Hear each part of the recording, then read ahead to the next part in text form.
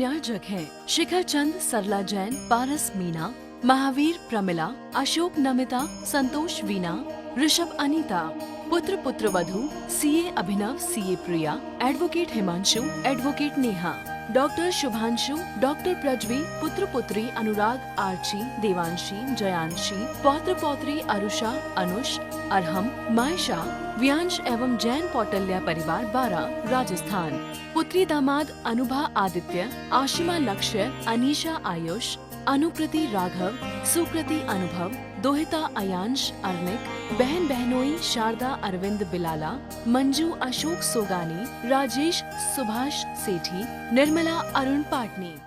अपने अपने राष्ट्र की एक ध्वज होती है जो उसका मानक होता है, जो उसका एक रूपक होता है। भारत का रूपक तिरंगा झंडा है जिसमें 3 कलर हैं।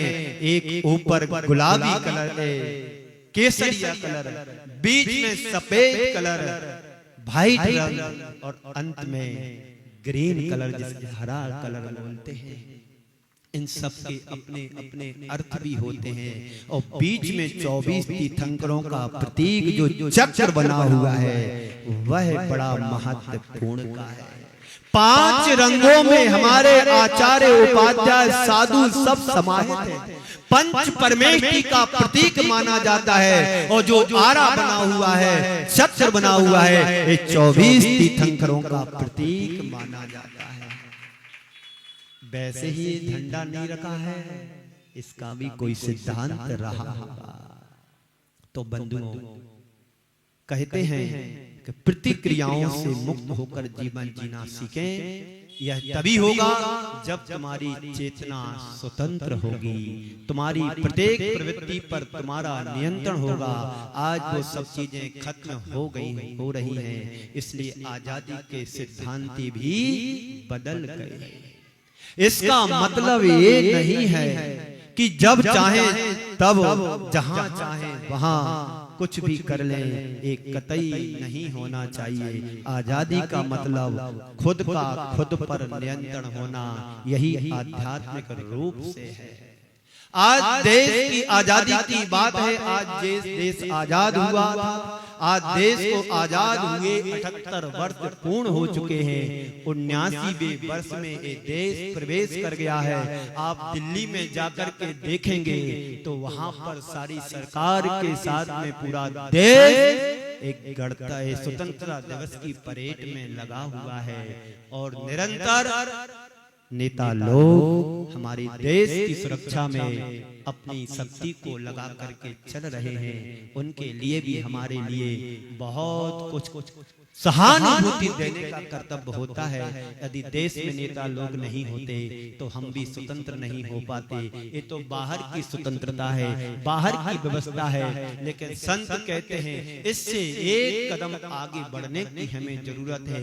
बाहर की स्वतंत्रता है, आज है, कल ना रहे, कोई पता नहीं, लेकिन आत्मा की स्वतंत्रता की बात करना सबसे महत्वपूर्ण बात है।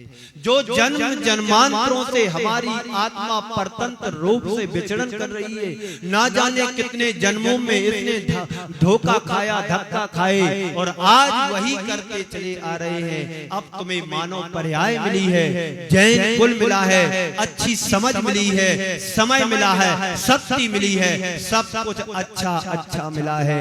अब इस देश के साथ साथ हमें आत्मा का स्वतंत्रता की भी प्राप्ति करना है। बंधुओं, 78 वर्षों में देश आगे भी बढ़ा है, लेकिन आजादी का जो प्रयोजन था वो बहुत दूर चला गया है। आजादी के पहले देश पराधीन था, पर हमारी चेतना स्वाधीन थी। आजादी के पहले देश पराधीन था, पर हमारी आत्मा चेतना स्वाधीन थी। आज देश स्वाधीन है पर आजाद है, पर हमारी चेतना पराधीन है। चेतना पराधीन हो गई है, सोच पराधीन हो गई है, चिंतन पराधीन हो गया है। सब कुछ पराधीन होता जा रहा है। हमने सब कुछ पराये को आत्मसात कर लिया है। जिसकी चेतना पराधीन होगी वो स्वाधीनता का आनंद नहीं ले सकेगा। आज हर व्यक्ति की सोच पराधीन बन गई है, संकीर्ण बन गई है, गुलाम बन गई है। अंग्रेजों का शासन भले ही चला गया, लेकिन अंग्रेजियत आज भी यहाँ पर हावी होती चली जा रही। हमारे गुरुदेव ने भारत इंडिया नहीं, भारत बोलो का नारा दिया और मोदी सरकार ने इस बात को स्वीकार भी कर लिया। इस देश में अंग्रेजी धीरे धीरे पलायन होना चाहिए। अब वो हर जगह इंडिया ना लिख करके भारत लिखा जाने लगा। एक गुरुदेव का अथक प्रयास आज हमारे सामने आ गया।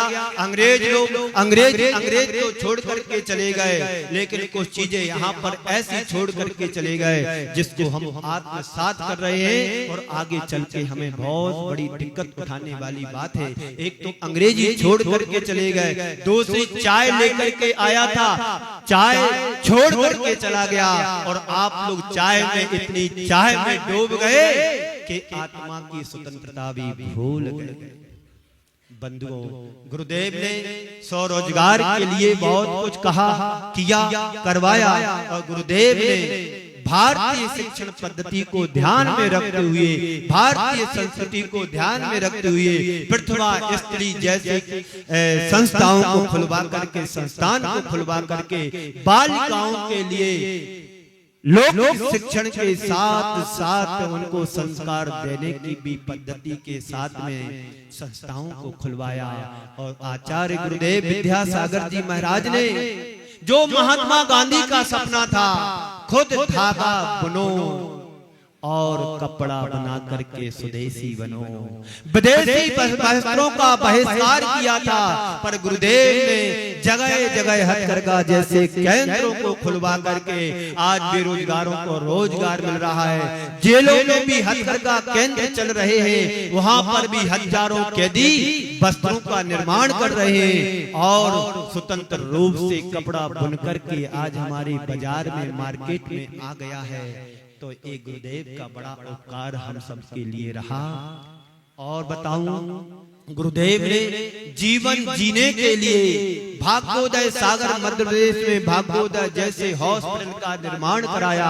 आज वहां पर हजारों मरीज स्वस्थता का लाभ ले रहे हैं और पूर्ण आयु जैसी आयुर्वेदिक हॉस्पिटल खुलवा करके जबलपुर तिलवारा घाट में वहां पर भी जीवन दान ले रहे हैं, पूर्ण आयु जी रहे हैं। गुरुदेव ने हमेशा समाज के लिए, देश के लिए, राष्ट्र के लिए दिया है। और जब कभी हमारे गुरुदेव के पास चाहे मुख्यमंत्री आए हो, चाहे प्रधानमंत्री आए हो, तो चाहे राष्ट्रपति आए हो, उन्होंने सिर्फ राष्ट्र के हित में चर्चा की, कभी अपने संघ के बारे में कोई चर्चा नहीं की। वो गुरुदेव विद्यासागर महाराज थे, मात्र राष्ट्र के कल्याण और राष्ट्र के हित के बारे में उन्होंने चर्चा की। ऐसे गुरुदेव के सम्मान में आप जोरदार तरीके से बंधुओं, कहाँ है सोच हमारी? या पराधीनता है? यही पराधीनता है। और ऐसी पराधीनता का भाव जब तक मन में रहेगा तब तक स्वतंत्रता दिवस मनाने का कोई अर्थ नहीं होगा। गुरुदेव कहा करते थे, स्वराज तो आ गया पर सुराज आना चाहिए। सुराज तभी आएगा जब हर एक व्यक्ति के अंतरंग में आत्मानुशासन जगेगा। एक समय था जब भारत विश्व में समृद्धतम देशों में एक था। इसे सोने की चिड़िया के रूप में भी कहा जाता था, लेकिन इस भारत पर विदेशी आक्रांताओं ने अनेक हमले किए। गुरुदेव कहते हैं उस दिन भारत एक समृद्ध भारत बन जाएगा जिस दिन भारत का प्रत्येक नागरिक अपने भीतर एक विशुद्ध भारतीयता को जन्म देगा, तभी भारत समृद्धशाली देश बनेगा। 100 भाषा, 100 शिक्षा, 100 रोजगार, स्वदेशी को महत्व दो, इनको प्रोत्साहन दो तो देश आगे बढ़ेगा। आज भारतीय कम, इंडियन ज्यादा दिखने लगे हैं। इसलिए गुरुदेव ने कहा कि इंडिया नहीं भारत बोलो, इंडिया नहीं भारत बोलो। इंडिया में तुम्हें आत्मीयता नहीं झलकती है। और जब भारतीयता बोलते हैं तो गौरव बन करके आगे उभर करके आता है कि हम भारतीय हैं। इस भारत की शान को हमें आगे तक ले जाना है। हम हर देश की अपनी अपनी भाषा होती है, तो इसलिए गुरुदेव का मंतव्य था कि हमारे देश की भाषा जब हिंदी है तो सारे कार्य हिंदी में ही होना चाहिए। आज भारतीय कम इंडियन ज्यादा दिखते हैं, रहन सहन में, वेशभूषा में, खान पान में, आदि पहनाव में ना जाने कितना बदलाव आ गया। आज हम अपने बच्चों को जब सड़क पर देखते हैं तो हमारी आंखें झुक जाती हैं कि क्या पहनाव है, क्या खान पियन है, क्या रहन सहन है, क्या वेशभूषा है। सब भारतीय ना होकर के पाश्चात्य संस्कृति के कल्चर में जीने लगे। तो आपके अंदर आपकी अपनी भाषा के प्रति आपका क्या गौरव है। भाषा संस्कृति की संवाहिका होती है। जब जब भाषा है तब तब संस्कृति है। अंग्रेजों ने एक काम किया, धीरे धीरे हमारी भाषा को भी छीन लिया, बदल दिया। हिंदी की जगह सारे कार्य अंग्रेजी में करने लगे। हम लोगों की सोच की उनकी भाषा को हम लोगों ने अपना लिया और अपने आप को बड़े गौरवान्वित महसूस करते हैं कि हमें अंग्रेजी आती है, हम अंग्रेजी बोलते हैं। बंधुओं, ये अपने साथ नहीं अपने देश के साथ हम छल कर रहे हैं। तो तुम्हारी अपनी भाषा में क्या कमी है। यहाँ पर भाषा में अपना साहित्य भी है, उसके बल पर सारा विचारों का आदान प्रदान हो सकता है। लेकिन लोगों ने अपनी भाषा को भुलाया और पर भाषा को अपना कर अपनाना शुरू किया। भाषा बदली तो व्यवहार भी बदल गया। जो पहले हिंदी से सारे काम करते थे उनके पहनाव में बहुत परिवर्तन था। धोती पहनना, कमीज पहनना, कुर्ता पाजामा पहनना। और जब से भाषा आई तो वेशभूषा भी, व्यवहार भी बदल गया। अब व्यक्ति सीधे बात नहीं करता है, अब व्यक्ति अकड़ करके बात करता है। क्या मुझे कम समझते हो? मैं मल्टीनेशनल कंपनी में जॉब करता हूँ, 2 लाख रुपए महीने मिलता है, तो वो देख करके नीचे क्यों चलेगा? वो तो 1 करोड़ की गाड़ी में घूमेगा। सारा पैसा यहाँ कमा करके विदेशी कंपनियों को दे रहा है। हमारी सोच बदली, व्यवहार बदला, पहनाव बदला, सब कुछ बदलता चला जा रहा है। पर गुरुदेव कहते थे आज भी हम अपने आप को सोने की चिड़िया और देश को बना सकते हैं। बस हमारे हृदय में देश के प्रति सहानुभूति होना चाहिए। उदाहरण के लिए चीन, जापान, फ्रांस को यदि हम देखें तो इन्होंने अपनी भाषा का कभी उल्लंघन नहीं किया है। और हम भारतीय तो कहलाते हैं, लेकिन भाषा किसका प्रयोग कर रहे हैं? विदेशों की भाषा का। मैकाले ने 1835 में अपने वक्तव्य में कहा था, उन्होंने कहा था कि मैंने संपूर्ण भारत की यात्रा की थी,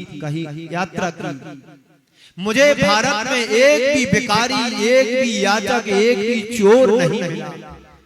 आज घर घर ये सब देखने को मिल सकते हैं। भारत बड़ा समृद्धशाली देश था। उसकी समृद्धि का मूल आधार उसकी शिक्षा थी। भारत में पहले शिक्षण निःशुल्क होता था, गुरुकुलों के माध्यम से होता था, जंगलों में होता था। गुरुकुल प्रणाली थी जो राजा महाराजाओं द्वारा संचालित होती थी। हर कोई पढ़ता था, पढ़ने के बाद किसी की यहाँ नौकरी करने की जरूरत नहीं होती थी। वो कला गुणों में इतना निष्णात हो जाता था कि वो पढ़ लिखकर अपनी आजीविका की पूर्ति के लिए पूरी तरह समर्थ होता था। कल हम यहाँ पर जीवनधर कुमार चरित्र पढ़ रहा था, तो वहां पर जीवनधर के बारे में ऐसा व्याख्यान आया कि जीवनधर अपने पुण्य से वो सारी कलाओं को सीख लिया था कि उसे रास्ते में एक दृढ़ मित्र राजा मिला।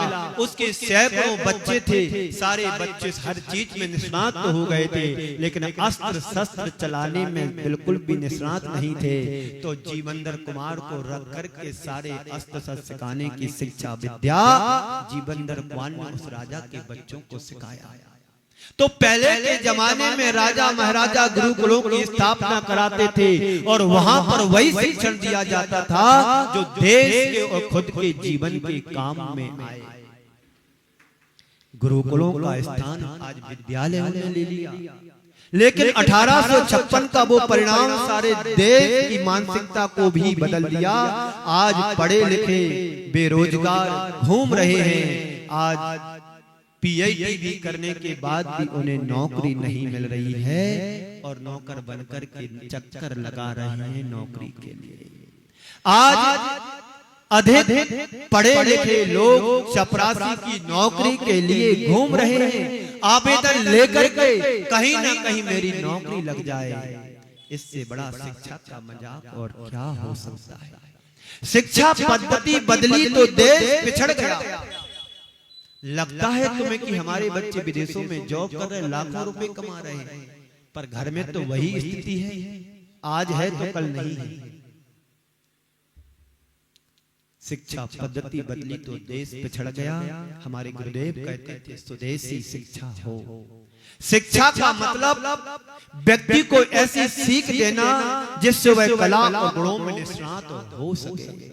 डिग्री हासिल करना मात्र शिक्षा का उद्देश्य नहीं है। अभी आप बच्चों को देख रहे थे, नृत्य कर रहे थे, राष्ट्रीय गान के प्रति उनका समर्पण जैसा यहाँ पर रिकॉर्डिंग चल रही थी, वैसा वो नृत्य और गान के साथ वही अपनी एक्टिविटी दिखा रहे थे। ये भारतीयता की पहचान है कि आज भी हम भारत में सब पा सकते हैं। बस हमें अपनी सोच बदलना है, शिक्षा पद्धति को बदलना है, भारतीय संस्कृति के सिद्धांतों को आत्मसात करना है। तो आज हर बालक हमारा महात्मा गांधी बन सकता है, राजगुरु बन सकता है, भगत सिंह बन सकता है और अनेक अनेक जो शहीद हुए हैं उनके नाम से अपने देश को आगे बढ़ा सकते हैं। आजाद क्या नाम था उनका? चंद्रशेखर आजाद, सुभाष चंद्र बोस, ये महान हस्तियां थी। इनके सामने अंग्रेजों ने घुटने टेक दिए, पर इन लोगों ने हार नहीं मानी। बंधुओं, तो डिग्री हासिल करना मात्र शिक्षा का उद्देश्य नहीं है, लेकिन वो व्यवस्थाएं बिगड़ी हैं और देश की अवस्था का हम सबके देश की अवस्था हम सबके सामने है। उसमें बदलाव बहुत ज्यादा अपेक्षित है। बंधुओं, आप सभी ने आज स्वतंत्रता दिवस को मनाया। ये स्वतंत्रता बाहर की ही नहीं होना चाहिए, हमारे अंतरंग भी होना चाहिए। हम बाहर की स्वतंत्रता में तो पास हो गए, लेकिन अंदर की स्वतंत्रता में सभी फैल हैं।